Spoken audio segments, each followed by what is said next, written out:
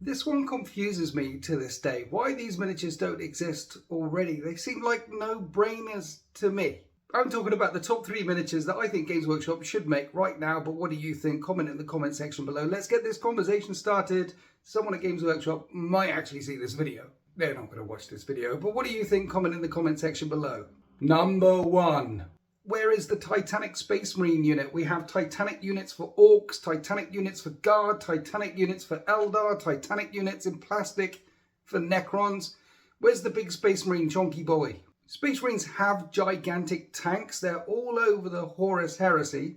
The Heresy ones, they're in resin, but we need them in plastic and we need them in 40k. Lore-wise, they exist already. You've got Belisarius Call, Beatbot beeping all over the place, tinkering away, making lots of new things. A big chonky tank of Doom would look absolutely cool. It'll sell like hotcakes. I mean, we've got the Titanic units, as I said, for the other ones, but where's the Titanic unit for the faction that sells as much as all the other factions combined? I'm sure it's coming, but when is it coming? It's got to be coming, right? It's a no-brainer. They sell a thing, it's a sprue, and with a couple of variants, and then they can cut it up into a couple of different boxes, but there's only one sprue difference between the big anti-tank variant and the big anti-elite, anti-infantry variant. Games Workshop can do what Games Workshop does, like when they released Knights and the variants, you could only get one type of weapon in one thing, one type of weapon in another thing. Then in a year's time, they put the sprue in the same box and then just sell it as one. They did it with a Dominus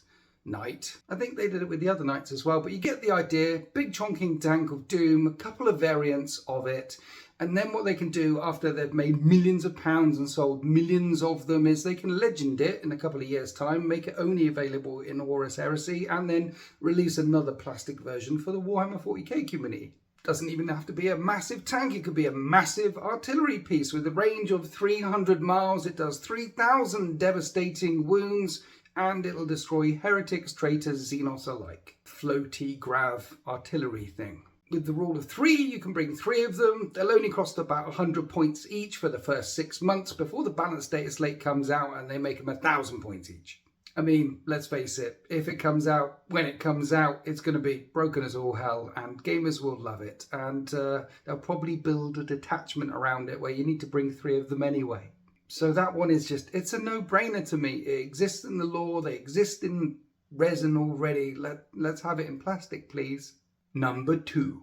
I'm constantly reminded by messages and online that the number of people who are actually into the hobby, lore-wise, books-wise, collectors-wise, painters-wise, vastly outnumbers than people who actually play the game. I mean, unless you're watching videos for lore and just out of curiosity, we're collectors. We're collectors first. You've got to collect some stuff before you can play with the stuff. Then you need a table. Then you need some scenery. Then you need a friend. Then you need to buy some books to get some rules, and then you need to go online to find out if your rules have changed.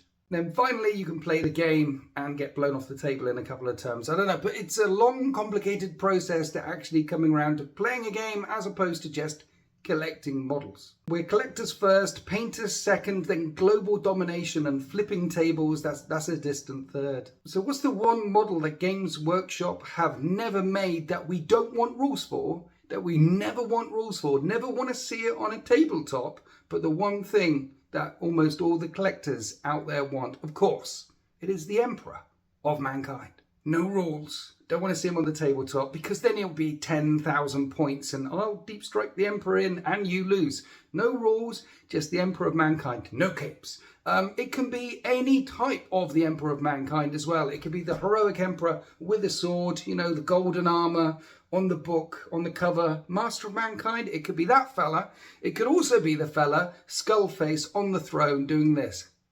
Or any other version of the Emperor you could care to imagine, but why don't they sell an Emperor of Mankind model? I'm sure if they did release an Emperor of Mankind model, even the one, then they'll sell billions of them and they're like, oh, well, let's make another one. Let's make the heroic version. But if they released an Emperor of Mankind model, can you even say that you're into Warhams if you don't have the biggie?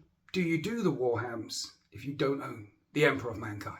I think everyone will buy that model, apart from those that don't. But loads of people will buy that model. Haven't they got an anniversary coming up, like 30 years of Warhammers or 50 years? There must be an anniversary coming up sometime soon where they can finally release the Emperor of Mankind, exclusively yours for £900. He would look lovely up there, wouldn't he? The big E. Just we don't want to see any rules for him. Don't want to see him on the battlefield. That's fine. They can make models without rules. Have they ever made models without rules before? I think they have.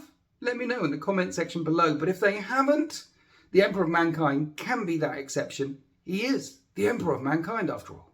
Imagine the pro painters, the Golden Demon finalists getting their hands on this glorious sculpt. Imagine what he could look like. Even that one. And I tell you what, some Chaos players will get their hands on it too and convert the crap out of it and make it evil emps conversions all over the interwebs. It'll be glorious. Why haven't they done it? Don't know. If it comes down to a corporate thing or an in-house philosophy, which is every model we make needs to have rules, well, there's always an exception to the rule, and the exception to the rule can be the Emperor of Mankind. Number 3.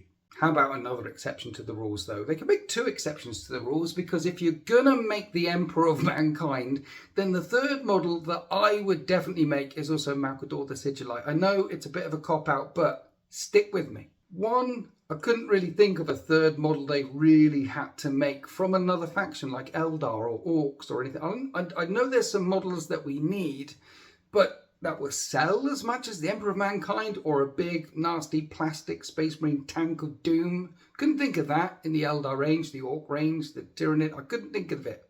Though a Tyrannid Bio-Titan would be really cool.